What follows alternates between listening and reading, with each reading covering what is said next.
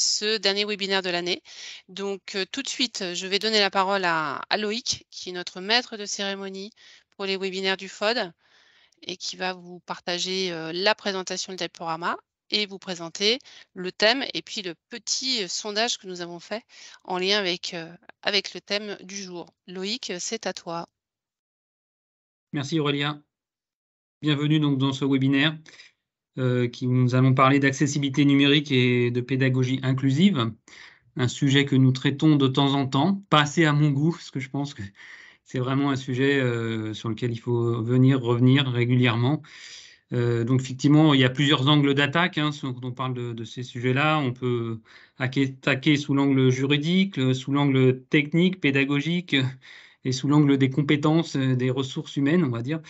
Et donc, c'est un petit peu ces différents angles qu'on va essayer d'aborder aujourd'hui pour avoir un point de vue un petit peu complet. Et on va essayer de vous démontrer finalement que quand on travaille sur ces sujets, ça bénéficie à tout le monde et pas seulement aux personnes qui sont dans une situation de handicap. Donc, je vais vous partager la présentation. Allons-y. C'est parti. Voilà. Donc, à partir de maintenant, vous devez voir le support. Je ne sais pas si c'est OK. Très bien. Bon, super, parce que là, je ne vous vois plus. Donc, on y va. On te voit.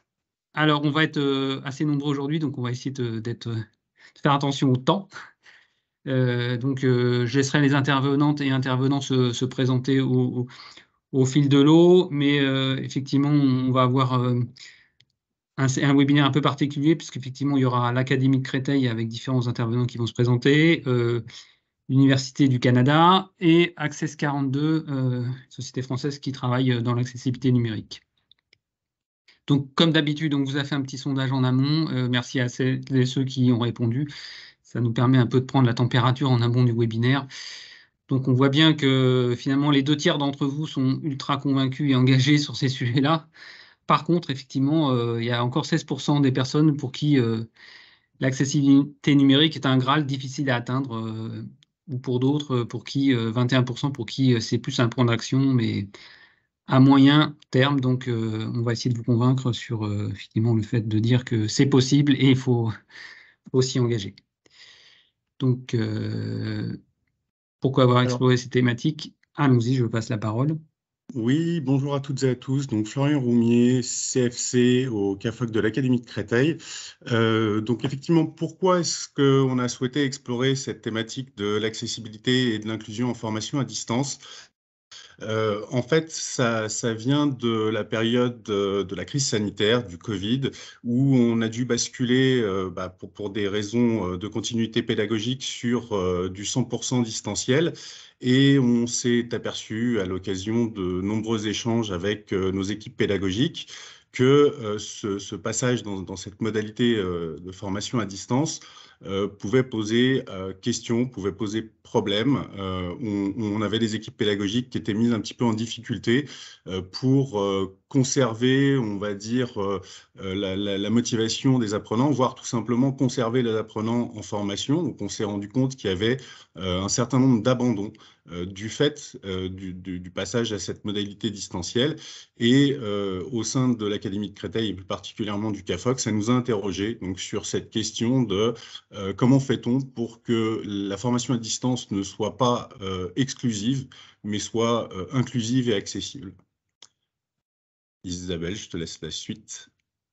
Merci Florian, bonjour à toutes et à tous. Donc Isabelle Ondermark, également conseillère en formation continue au sein de l'Académie de Créteil, au CAFOC. Donc je travaille avec Florian. Et effectivement, on a souhaité faire un petit rex de ce qui nous était arrivé pendant le confinement et de travailler sur ces questions qui traversaient un petit peu aussi d'autres organisations et d'autres pays. Et à l'occasion d'un programme Erasmus+, sur l'innovation, on a déposé en fait un projet sur l'exploration de ces questions et la question principale qui est comment outiller les formateurs pour que tous les apprenants puissent réussir leur formation à distance et que le numérique qui a été une solution pendant le confinement ne devienne pas un problème.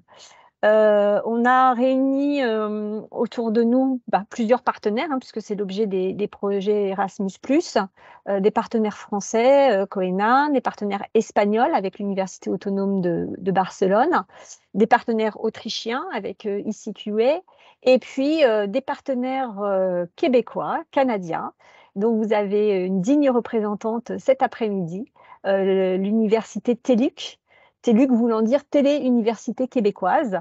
Voilà, on sait que voilà, le Canada et l'Amérique du Nord a quelques encablures d'avance sur nous en formation à distance, mais aussi en pratique d'inclusion et inclusive, puisque dès le début de ce projet, on a eu 2 clés d'entrée, l'accessibilité dont Audrey va vous parler et l'inclusion dont Caroline de TELUC va vous parler plus en détail également.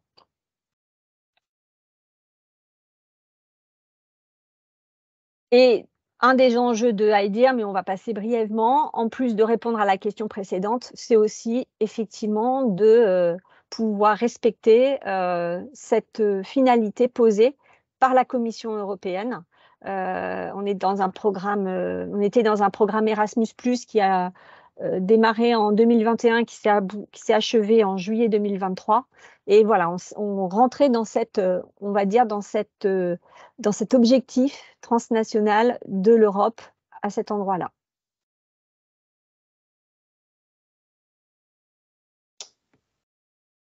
Merci Isabelle. Moi, je vais donc présenter l'aspect technique, l'accessibilité numérique. Donc, je suis Audrey Magnès, je suis experte accessibilité numérique chez Access 42.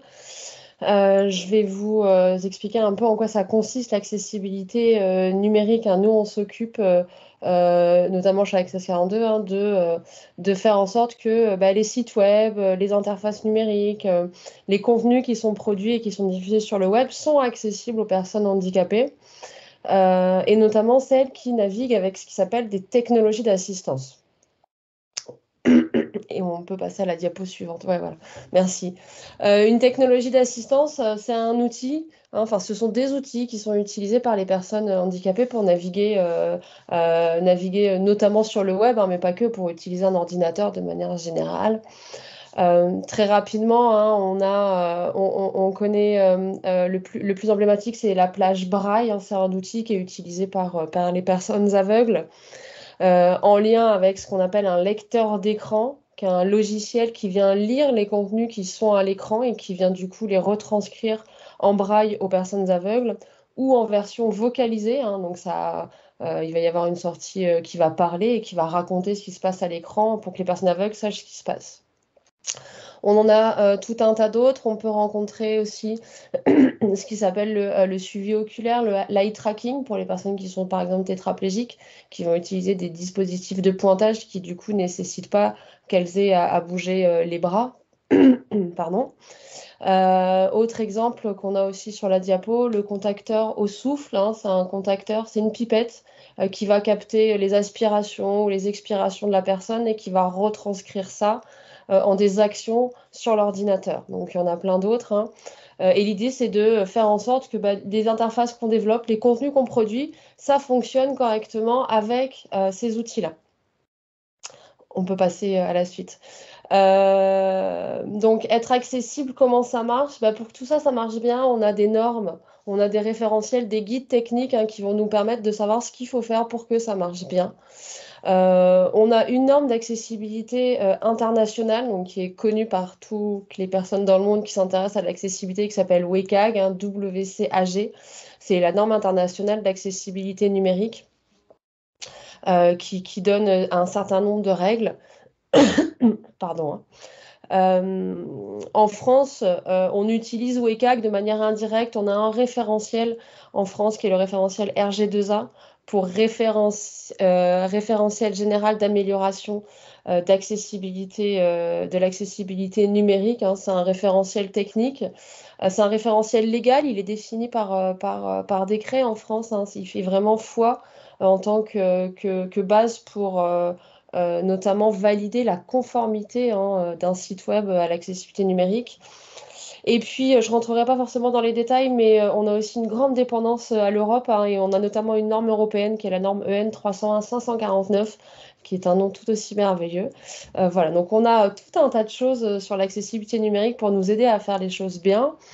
Les normes ne sont pas suffisantes. Enfin, si, elles sont très importantes. Je dis qu'elles ne sont pas suffisantes parce que derrière, c'est tout un système, un process à repenser.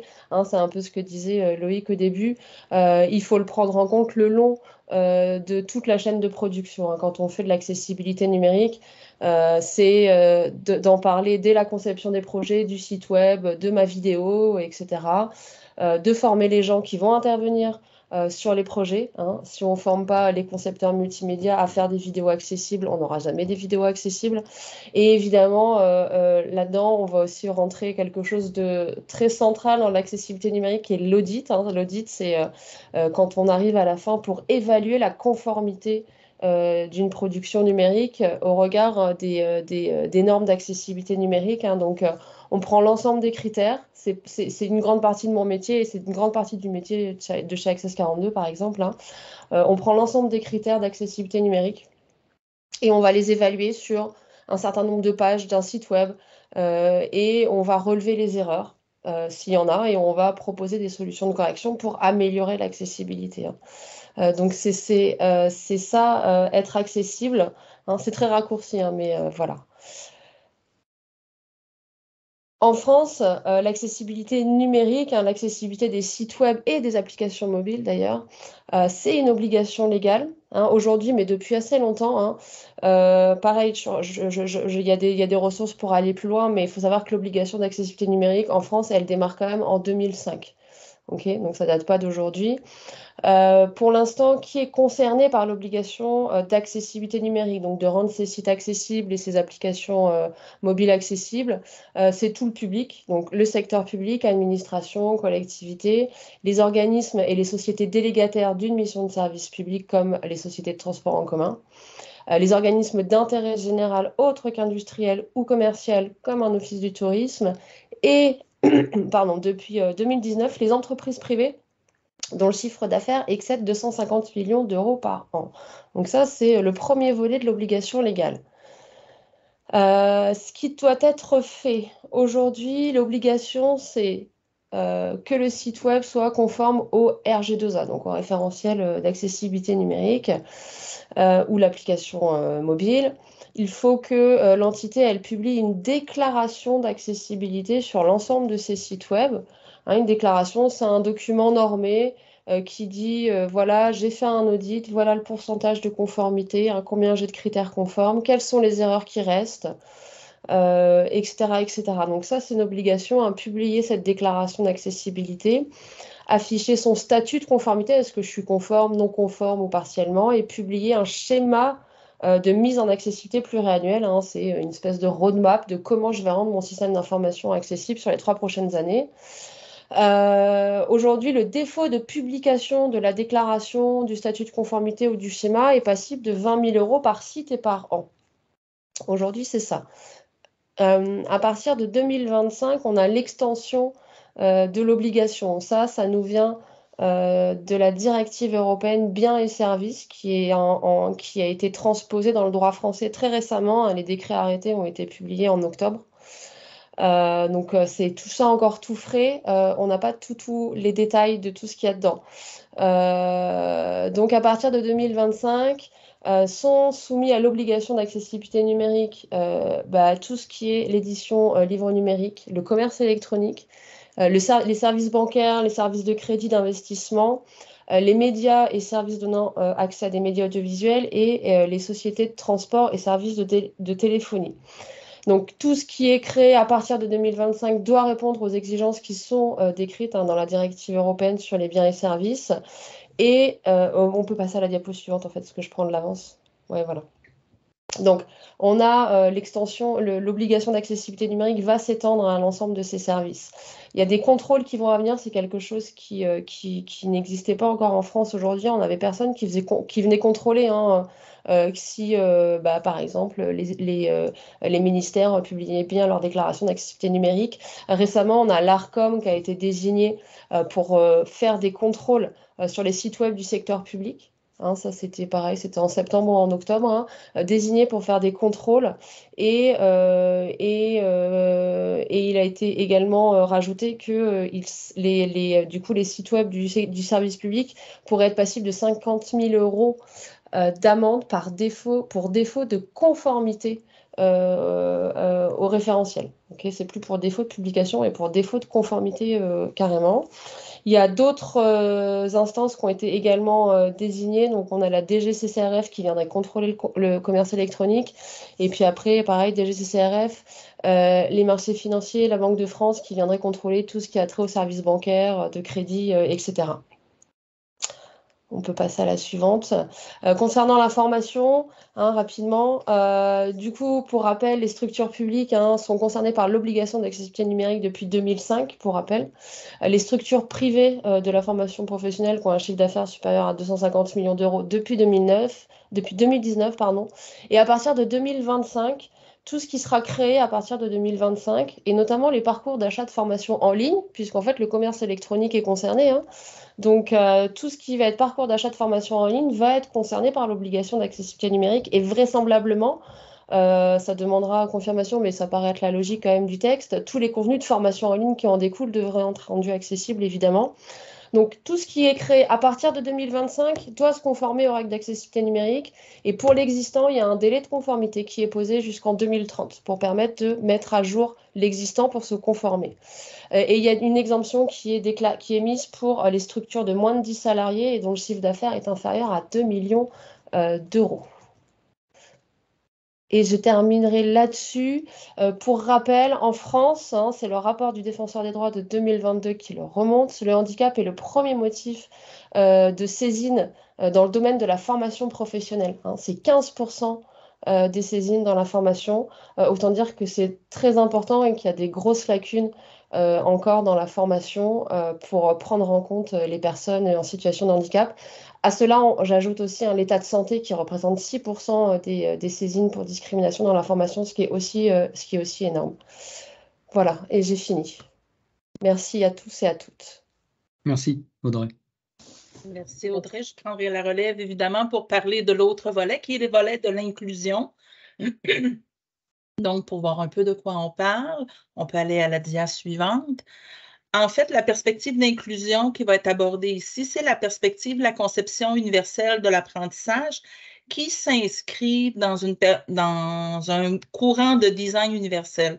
Donc, les trois illustrations que vous voyez suivant, une personne en fauteuil roulant, on voit que le trottoir, la chaîne de trottoir est abaissée pour pouvoir permettre à la personne de passer. La deuxième image dans le centre, on voit un escalier où la rampe est intégrée. Donc, dans la conception même du bâtiment, on a prévu des aménagements inclusifs. Et le troisième également, un espace rampe qui est intégré au bâtiment.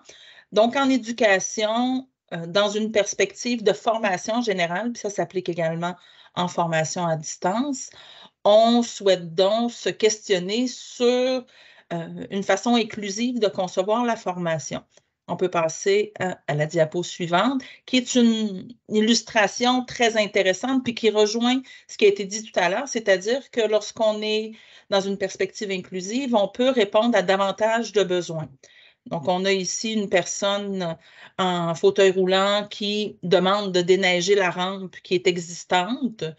La personne qui est en train de déneiger, qui explique que tous les enfants attendent pour l'escalier. Donc, je vais commencer par déneiger l'escalier et par la suite, je pourrai déneiger la rampe. Donc, une perspective plus traditionnelle où on s'intéresse à la majorité.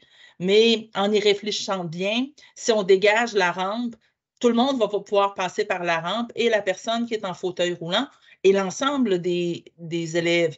Donc, c'est un peu dans cette perspective-là qu'on voit la conception, donc de dire si on est davantage inclusif, si on a une perspective qui est plus ouverte, mais ça peut bénéficier, oui, à des gens qui pourraient avoir des besoins particuliers plus explicites, mais également d'autres besoins.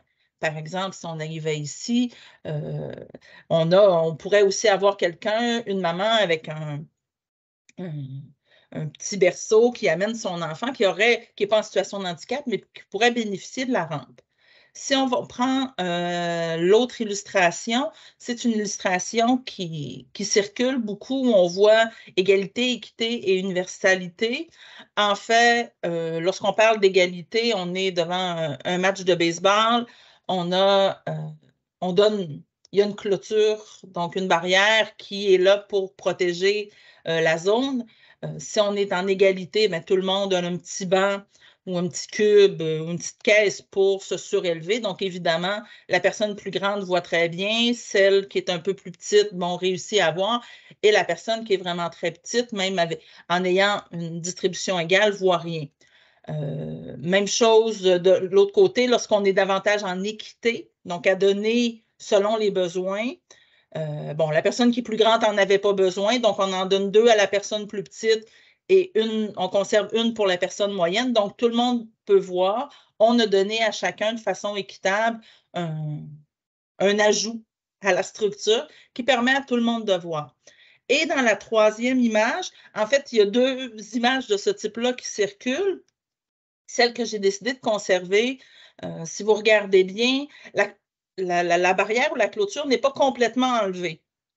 Pourquoi? Parce que probablement que dans une configuration de stade de baseball, il est important de conserver une distance entre les joueurs et les spectateurs. Donc, la structure fait en sorte qu'on doit maintenir une distance, cependant, on n'est pas obligé de bloquer la vue.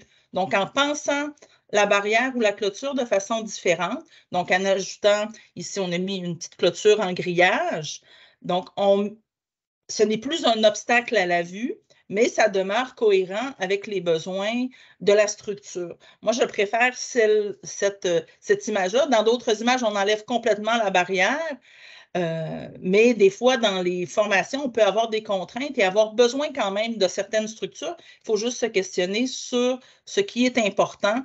Dans ce cas-ci, c'était d'assurer une protection. Donc, on conserve une distance entre les téléspectateurs et les joueurs, mais on le fait différemment pour que tout le monde puisse voir. On peut passer à la diapo suivante.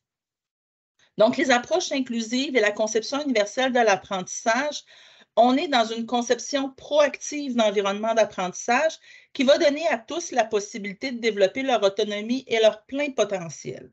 Donc, d'emblée, à l'intérieur des formations, que ce soit à distance ou même en présence, on va à la fois varier le format, mais également les façons de présenter les concepts, de permettre de rendre compte de son apprentissage d'une façon peut-être moins traditionnelle pour pouvoir soutenir la motivation et la participation active dans l'activité d'apprentissage.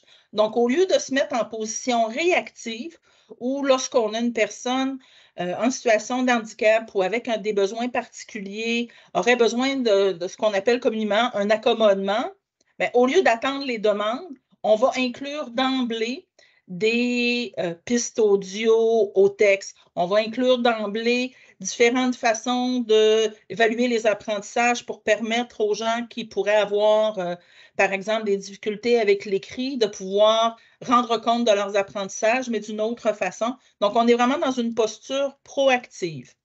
Si on veut faire le résumé des différents principes de la conception universelle d'apprentissage, on passe à la diapo suivante.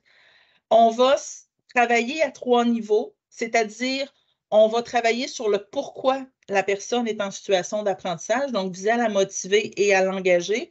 On va également travailler sur le quoi, donc le contenu, et aussi sur le comment.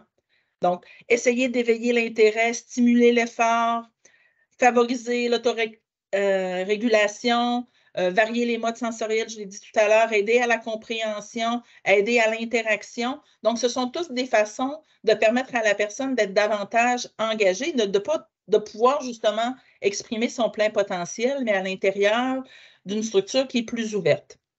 Ainsi, la conception universelle de l'apprentissage va permettre aux apprenants, on passe à la prochaine dia, de s'engager dans ces apprentissages, de se représenter et bien comprendre la matière, puisqu'on va avoir varié les modes, et également d'être actif, donc pouvoir s'exprimer adéquatement au niveau du cours. Et ça, cette posture-là est à la fois utile pour les situations de handicap, pour les enjeux de difficulté d'apprentissage ou de comportement, ou pour toute situation occasionnelle dans laquelle il pourrait y avoir un enjeu. Un exemple, si on fournit le matériel audio, le sous-titrage, par exemple, à une vidéo, effectivement, pour les gens qui seraient atteints de surdité, bien, on entendrait, les gens qui ne peuvent pas entendre la trame sonore vont utiliser l'écrit, donc le sous-titrage, mais le sous-titrage peut également être utilisé pour les personnes dont ce n'est pas la langue maternelle, la langue de l'enseignement. Donc, avec les sous-titres, on le fait probablement assez régulièrement lorsqu'on écoute des films dans un autre langage. Des fois, on ajoute les sous-titres. Donc, ce n'est pas une situation de handicap, mais c'est un ajout supplémentaire qui va aider les gens dont ce n'est pas la langue maternelle, qui seraient en train d'étudier dans un milieu où ils n'ont pas accès nécessairement au son, un endroit qui est bruyant. Donc, c'est vraiment une façon d'avoir une perspective qui est ouverte. Donc, en bref, et juste avant de passer aux quelques exemples, on peut passer à la suivante. Ça ne bénéficie pas uniquement aux personnes qui sont en difficulté, aux gens qui sont en situation de handicap, que ce soit permanent ou de façon temporaire. Ça améliore le processus d'apprentissage de tous. Ça permet d'éviter la stigmatisation, parce que bien évidemment, lorsqu'on on a certaines difficultés, on ne souhaite pas toujours lever la main. Puis nous, bon, on est à distance, on est dans une perspective asynchrone. On a des étudiants, des fois, qui sont avec nous, qui sont en situation de handicap, qui ne souhaitent pas le déclarer. Donc, si tout est ouvert, si tout est offert, mais ça permet d'éviter la stigmatisation et ainsi la variabilité dans ce qu'on offre, ça devient la règle et pas l'exception. J'ai choisi aussi pour terminer quelques exemples. Ce sont des exemples dans des cours qu'on offre ici à l'Université TÉLUQ pour nos étudiants universitaires. Donc, dans cet exemple-là, on voit une démarche de cours dans laquelle, à la fois, on explique quelles sont les démarches. Donc, il y a du texte qui est indiqué. On les intègre sous façon d'un schéma. Et en fait, ce qui est offert à l'étudiant de façon systématique, c'est que pour une appropriation de contenu standard, donc dans ce cours-ci, c'est le cours sur le soutien à l'apprentissage à distance. On peut soit avoir une posture analytique, donc davantage une posture de chercheur où on va étudier des textes, soit une posture réflexive, donc demander à la personne de réfléchir à sa façon d'agir puis de comprendre le soutien, ou une posture dans l'action, de développer des éléments en lien avec le soutien d'apprentissage. On passe rapidement à l'autre. En fait, ici, on illustre de deux façons un concept. On a un exemple qui explique l'info-obésité. Donc, un court texte et une image petit gâteau. Et si on va à la suivante, le texte est très long, le gâteau est débordant. Donc, c'est une façon d'illustrer, de représenter l'info-obésité à la fois de façon visuelle, à la fois au niveau du texte, puis à la fois au niveau des explications. Et dernier petit exemple au niveau d'une façon inclusive de faire, c'est d'aider, par exemple, les apprenants à savoir comment structurer, par exemple, ici, leurs objectifs. Donc, dans une formation sur comment bien apprendre, on indique à la personne la nature des objectifs qu'elle doit se donner. Donc, si elle se donne des objectifs pour s'améliorer, ils doivent être simples, mesurables, accessibles, réalistes et en temps précis. Donc, à l'intérieur de la formation, on ne fait pas juste leur donner des informations sur le contenu, mais également des stratégies. Je laisse la suite à Isabelle et aux autres collègues du projet. Merci, Caroline. Merci beaucoup, Caroline. Donc, on peut peut-être passer tout de suite à la slide suivante. Donc, on revient sur cette question de comment outiller les formateurs et cette slide pour illustrer en fait comment on a travaillé avec nos différents partenaires et comment on a structuré un petit peu la démarche et quels outils on a produits dans ce projet Erasmus+ IDEA. Donc, l'idée a été déjà de se questionner sur les usages et les besoins, à la fois des apprenants et des formateurs.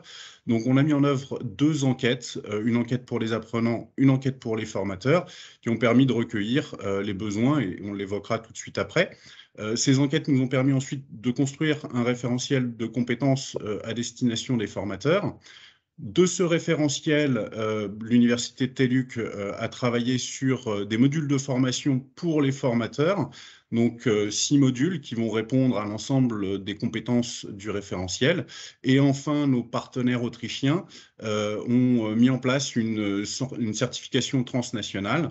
On aura probablement malheureusement pas le temps d'en dire un mot, mais voilà, on a essayé de balayer en fait tout le champ, à la fois de l'expression du besoin jusqu'à la certification, en passant évidemment par le référentiel et les modules de formation.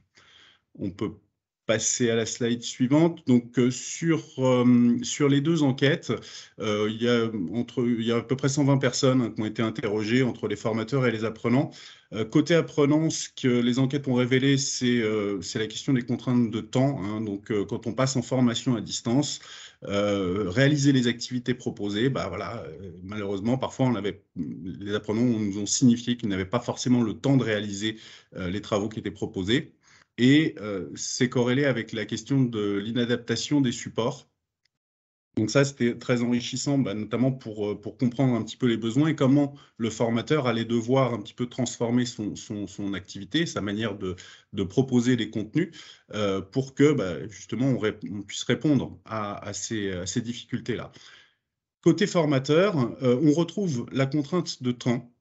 On retrouve aussi le soutien aux apprenants et là, on rentre dans l'accompagnement, on rentre dans le tutorat et comment il faut créer de la présence à distance, comment est-ce qu'on va pouvoir répondre aux questions, alors en synchrone, en asynchrone, quels vont être les meilleurs choix en fonction des problématiques de disponibilité, mais de l'ensemble des diversités des apprenants. Et ce qu'on note surtout, et ça revient sur les 2 propos qui ont été tenus à la fois par Caroline et par Audrey, c'est pour une grande majorité d'entre eux, 65% ne connaissent pas les concepts de la conception universelle des apprentissages et 55% déclarent ne pas suivre la législation sur l'accessibilité.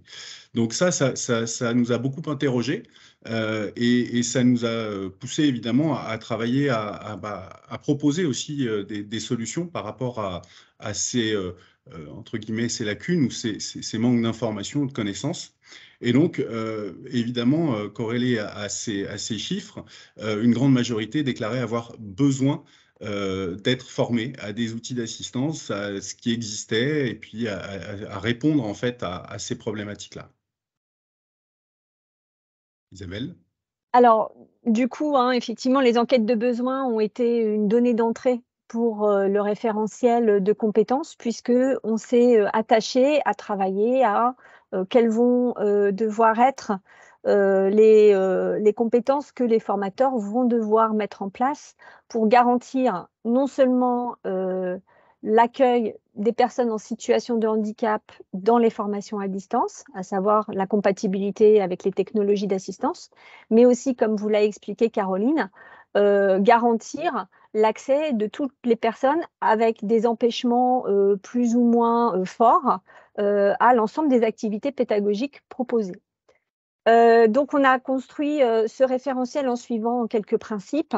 On est parti du premier principe que les les formateurs auxquels on s'adressait étaient déjà formateurs.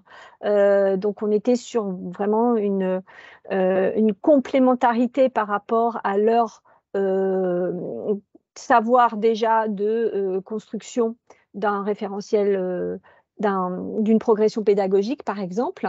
On est parti aussi sur une modalité sur laquelle on s'est mis d'accord, qui est la méthodologie ADI, qui suit le process Analyze, Design, Develop, Implement et Experiment, pour pouvoir boucler une chaîne de création qui revient avec une amélioration continue suite à une expérimentation. On est parti aussi ensemble sur une définition partagée de la notion de compétence, que ce soit entre pays européens et aussi avec le Canada. Donc, ça n'a pas forcément été une mince affaire, mais on est parti vraiment sur la compétence comme une composante de savoir à mobiliser, de savoir-faire, c'est-à-dire d'activités professionnelles de formateurs à adapter à ce contexte de la formation à distance accessible et inclusive, de savoir-être avec des postures de formateurs à ajuster et de la mise en expérience qui permet justement, grâce à la mise en œuvre et à l'analyse critique de la mise en œuvre, de reboucler et d'améliorer toujours. Et là, on rejoint le process ADI. On a aussi défini, ouais, vas-y Loïc, tu peux effectivement passer à la suite. Avec ce référentiel, on a aussi organisé les différentes unités en fonction des métiers qui pouvaient être concernés. C'est-à-dire que on a isolé donc les activités professionnelles à questionner et puis on les a organisées en 4 unités. Une unité socle, l'unité 1, autour effectivement de la compréhension de ces 2 notions fondamentales. Et puis une unité, l'unité 2, qui est plutôt sur la conception et l'ingénierie, qui va concerner peut-être des ingénieurs de formation dans certaines organisations, une unité 3 qui est plutôt sur la création de contenu et une unité 4 qui est plutôt sur l'accompagnement technique et pédagogique des apprenants, le tutorat, sachant que dans certaines organisations, l'unité 2, l'unité 3, l'unité 4 ne sont pas forcément assurées par les mêmes personnes. Donc, vous avez des organisations où le formateur est un petit peu un ensemblier et il balaye l'ensemble du process, l'ensemble de la chaîne. Et puis, d'autres organisations où les tâches sont découpées de façon un petit peu plus séparée et c'était important de pouvoir distinguer. Et pour, du coup, arriver à ce référentiel de compétences, on a aussi mené évidemment des entretiens avec des formateurs qui avaient vécu et accompagné pendant le confinement, qui avaient vécu, accompagné des publics qui avaient des facteurs d'empêchement divers aussi pendant le confinement pour voir quelles stratégies ils avaient pu mettre en place et comment ils avaient travaillé. Et puis on a aussi recueilli des entretiens et des informations auprès de formateurs de formateurs. On est arrivé à au total 30 activités professionnelles à revisiter, organisées en 4 unités, donc comme je vous le disais, et puis en 8 compétences. Et si on zoome, par exemple, sur une unité, voilà, hein, les activités repartent vraiment de ce que savent déjà faire des formateurs. On ne va pas leur apprendre à créer des contenus, mais à les rendre accessibles et puis à veiller à ce que dans la façon dont ils mettent en ligne les contenus sur les outils de formation à distance, mais ils respectent bien certaines précautions d'usage pour garantir à la fois l'interopérabilité avec les technologies d'assistance, l'accessibilité, mais garantir aussi l'ouverture à l'ensemble des profils qui vont avoir, des profils des publics qu'ils peuvent avoir en face d'eux.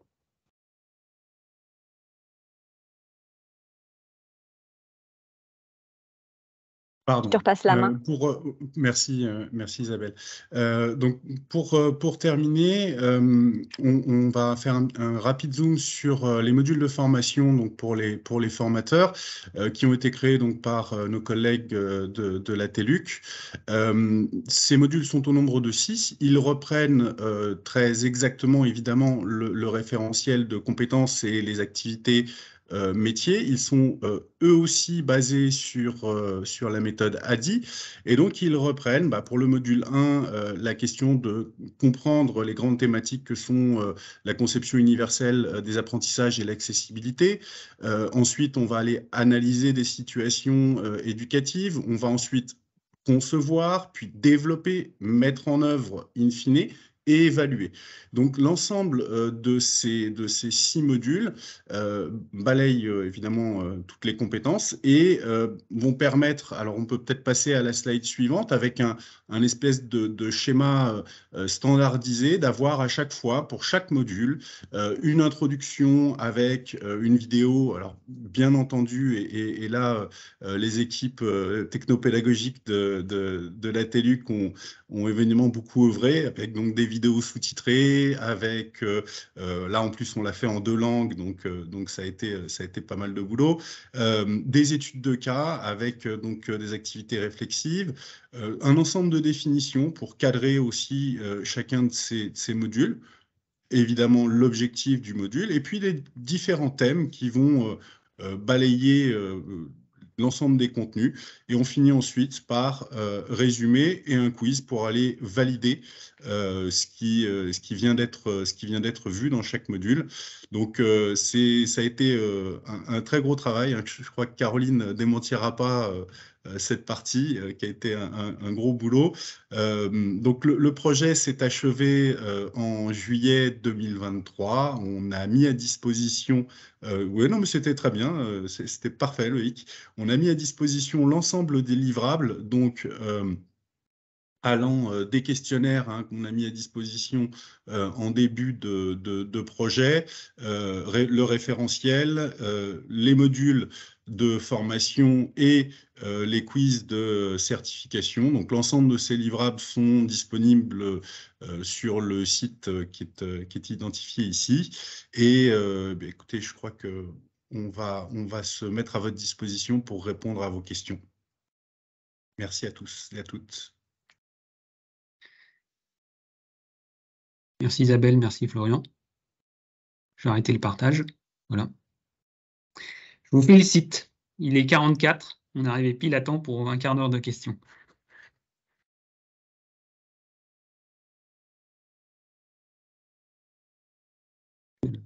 Y a-t-il des questions dans le chat?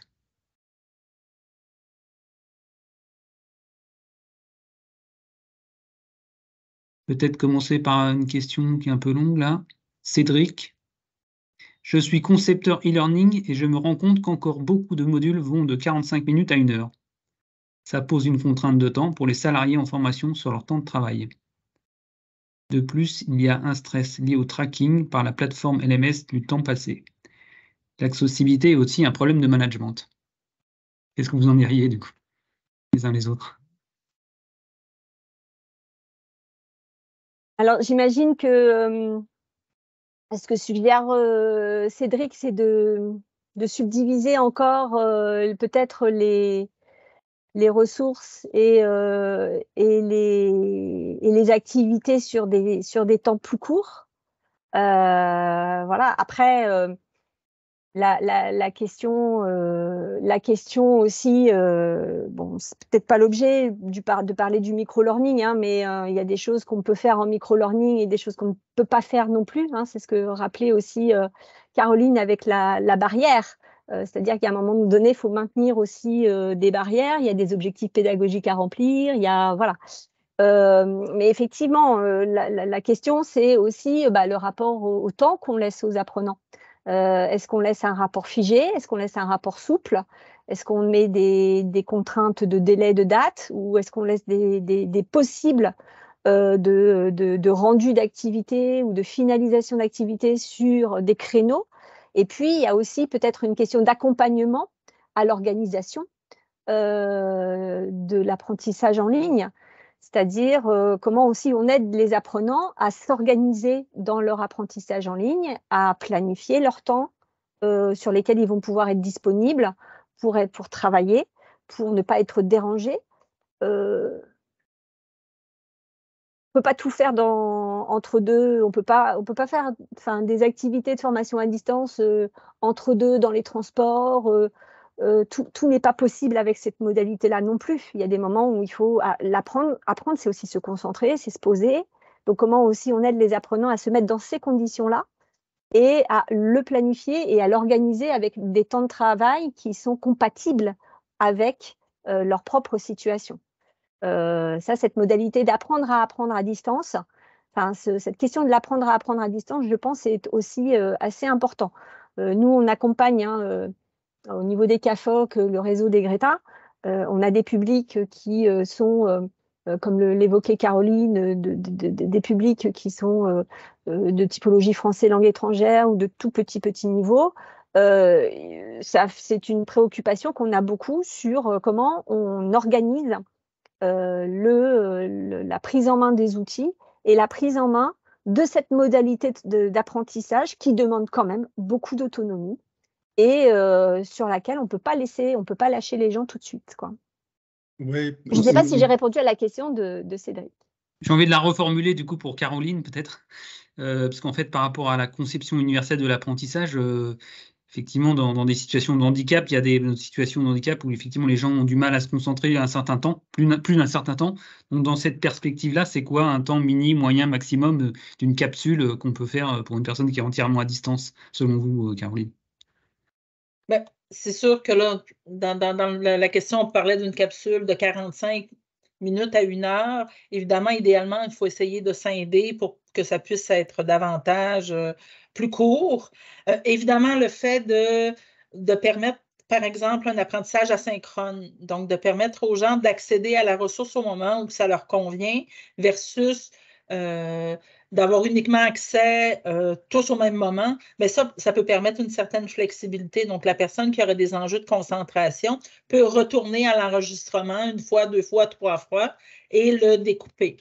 Il y a aussi la question, effectivement, des micro-formations, micro-learning. Et là, on vient avec un enjeu, puis on s'en est rendu compte aussi lorsqu'on a construit les modules.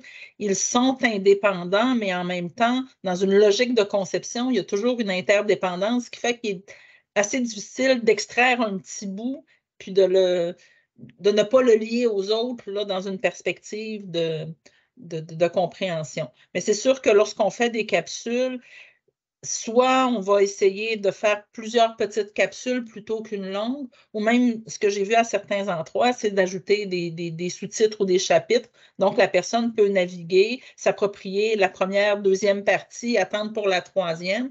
Mais c'est sûr que si les ressources sont accessibles sur une plus longue période, ça, c'est des éléments qui peuvent aider là, pour justement se donner le temps de l'approprier, pour pouvoir le réécouter, pour pouvoir le scinder. C'est des éléments de flexibilité.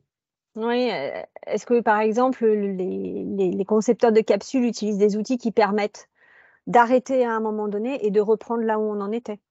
Est-ce qu'il y a la possibilité de télécharger un document qui fait support aussi, qui permet, en plus de la capsule, d'avoir un autre élément pour pouvoir s'approprier le contenu, de pouvoir le relire à un autre moment, à un autre temps, etc., etc.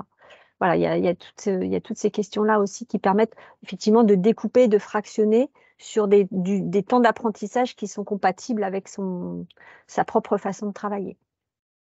Et la façon de travailler qu'il faut aussi permettre aux apprenants de découvrir et de maîtriser, en fait. Alors, on va aller sur un tout autre registre. J'enchaîne. Quelqu'un qui nous dit très souvent, le budget alloué est à minima et je ne prends pas en compte les éventuels coûts de l'accessibilité. Savez-vous si cela va être pris en compte par les financeurs quand l'obligation s'étendra à tous les organismes? Ça, c'est plutôt pour Audrey, je pense, mais... J'en ai aucune idée. Aujourd'hui, il y a des aides pour tout ce qui relève du public, hein. On a le FIPHFP qui propose des aides en France pour toutes les entités de l'administration publique qui auraient besoin de rendre des éléments accessibles. Pour ce qui est du domaine du privé, très franchement, je ne sais pas. Je ne sais pas. Je ne peux rien. Je ne sais pas. On a un certain nombre de questions sur la formation et le référentiel. Tout d'abord, vous nous confirmez que n'importe qui peut s'inscrire sur le lien, là, et suivre les 6 modules IDEA? Alors, peut-être justement sur cette question-là, sur le fait de suivre les 6 modules. Les 6 modules ont été produits par l'université TELUC sur un LMS Moodle pour des questions de transférabilité, hein, puisque vous savez que dans les projets Erasmus, il faut s'assurer de la transférabilité des contenus. On n'a volontairement pas mis à disposition ou ouvert, puis c'était un petit peu complexe dans le temps qui nous restait, l'accès aux 6 modules sur le LMS porté par la TELUC. On les a mis à disposition sous un format beaucoup plus simple qui est le PDF. Donc l'ensemble des contenus sont disponibles. Maintenant, on vient de parler d'accessibilité et proposer une formation sans l'accompagner. Hein, j'ai vu le mot tutorat il y a quelques instants et Isabelle en a parlé. Évidemment, c'est une formation, hein, c'est un référentiel et une formation qui doivent être accompagnées bien entendu, parce qu'il y a un certain nombre de concepts qui doivent être expliqués par des spécialistes, hein, et là, je peux aussi m'appuyer sur Audrey, qui évidemment validera le fait qu'on ne parle pas d'accessibilité, on ne fait pas d'accessibilité sans avoir des gens formés. Donc les 6 modules, ils sont accessibles, ils peuvent être pris en main et consultés, le référentiel, enfin l'ensemble des productions. Maintenant, de là à dire qu'on peut suivre les 6 modules et s'auto-former comme ça me paraît un petit peu compliqué. Dans le même registre, la formation est certifiante au sens France Compétences, vous avez déposé, Non, pas encore. ça va être fait peut-être? Oui, on est en train de travailler sur la question, ouais. Voilà. Répertoire spécifique, pour le coup, puisque comme on le disait tout à l'heure, c'est un complément par rapport à une qualification de formateur, en fait. Oui, on rappelle, hein, que ce projet s'est terminé en fin juillet 2023. Vous le savez, hein, France Compétences, il y a une nécessité d'expérimenter, de mettre en œuvre des premières sessions avant de pouvoir déposer. Vous savez tous et toutes que le dépôt au RS, c'est largement restreint et complexifié. Donc, on est en chemin, mais, et on espère bien effectivement pouvoir déposer. Mais il y a beaucoup de travail pour avoir un dépôt et une garantie de mise au pot de France Compétences. Quelque part courant 2024, j'imagine. Une autre, on va encore rechanger de registre. En fait, une question plus peut-être par rapport à l'accessibilité, déjà même à la plateforme proprement dite. En fait, Christine qui nous demande effectivement pour certains publics, la première difficulté n'est-elle pas d'accéder déjà à la plateforme de formation? J'ai travaillé avec des publics avec un faible niveau d'acculturation numérique et l'accès à la plateforme est un premier frein important. Est-ce que vous avez des idées? Qu'est-ce que vous faites par rapport à ça? Peut-être Caroline? Ben, effectivement, l'accès aux technologies va demeurer un enjeu, puis surtout dans une perspective d'apprentissage. Donc, même si les gens sont capables d'accéder aux éléments technologiques, puis c'est de plus en plus présent, puis évidemment, avec la pandémie, il y a beaucoup de gens qui ont eu la chance là, de s'approprier les technologies. Ça reste un enjeu. Puis je pense qu'il faut pouvoir prévoir un soutien également à ce niveau-là. J'ai travaillé sur un projet justement pour des gens avec des limitations cognitives où on avait justement des formations de base, entre autres prendre des transports en commun, utiliser une tablette, faire une recherche, utiliser un site bancaire. Donc, il y a possibilité aussi d'avoir ce type de formation-là qui viennent soutenir, là, qui peuvent être faites dans une dimension d'accessibilité, mais également, il faut encore une fois le réfléchir. Donc, la formation à distance, qu'elle soit synchrone ou asynchrone, effectivement, j'aimais bien le commentaire sur le tutorat et l'accompagnement. Ça reste un enjeu important, même si dans les formations, on inclut des éléments qui peuvent permettre une auto-formation. Dans les modules, on invite les gens à utiliser un journal réflexif, un journal de conception pour mettre en pratique ce qui est enseigné, mais ça demeure quand même qu'il faut pouvoir prévoir là, du soutien, là, puis dans une perspective d'accessibilité, encore davantage. Mais je pense qu'à ce niveau-là, il y a quand même des choses qui s'améliorent. Oui, puis je rappelle qu'en France, l'accompagnement technique et pédagogique est obligatoire au regard de la loi. C'est le décret de 2018. Ben non, mais c'est même pas, c'est la loi sur la liberté de choisir son avenir professionnel, le décret de 2018. Et donc, il est absolument obligatoire de mettre en place un accompagnement technique et pédagogique, donc l'acculturation aux outils. Effectivement, hein, je vois les commentaires, travailler en hybride en étant à côté des personnes dans un premier temps. Exactement, oui, effectivement. Hein, commencer par du présentiel enrichi, du côte à côte avant de passer au distanciel. C'est aussi, nous, des stratégies qu'on met beaucoup en place. Et puis, effectivement, à distance, toujours de l'accompagnement technique et pédagogique. C'est la loi. Alors, je réponds aussi juste aux commentaires. Les PDF contenus des modules, c'est bien, mais l'accès aux modules interactifs, ce serait bien mieux. Nous aurions aimé, dans le temps et les budgets qui nous ont été impartis par l'Europe, pouvoir vous proposer ces modules sous la forme de contenu interactif. Malheureusement, les temps et les budgets ayant été ce qu'ils ont été, voilà, pour l'instant, le matériel pédagogique est sous la forme PDF. Au niveau des CAFOC, nous, on travaille au niveau national à s'en emparer aussi et à en faire effectivement des capsules interactives. Mais là aussi, ça demande du temps parce que justement, on cherche aussi à travailler sur la qualité du matériau pédagogique et du rendu pour qu'il soit préhensible par tous, avec notamment une charte graphique qui ne soit pas un obstacle aux technologies d'assistance, par exemple. Et puis, Bien, il nous reste 2 minutes. Si vous voulez nous dire un mot de la fin, peut-être, c'est un point sur lequel vous souhaitez insister, peut-être, les uns les autres. La route est longue encore, mais... Peut-être dire un truc pour revenir sur un commentaire tout à l'heure par rapport à l'accessibilité, c'est aussi une question de management. Peut-être dire que c'est l'affaire de tous. C'est-à-dire que c'est l'affaire de l'ensemble en fait d'une structure, de son management jusqu'à ceux qui vont mettre en œuvre. C'est-à-dire qu'il y a des questions de décision, il y a des questions d'investissement. En temps, en hommes, en argent, mais ça concerne toute une structure. Et je pense que c'est à prendre en compte dans l'ensemble d'une organisation. Moi, ce que je retire en tout cas de ces 3 ans de travail sur la question de l'accessibilité, c'est ça, c'est que ça a englobé beaucoup de monde, beaucoup de fonctions, et que c'est des décisions de structure. C'est vrai, et je rejoins la réflexion de Eric Gabas là, que je vois. Effectivement, nous, notre travail, il s'est focalisé du côté des formateurs, parce que c'est notre cœur de métier.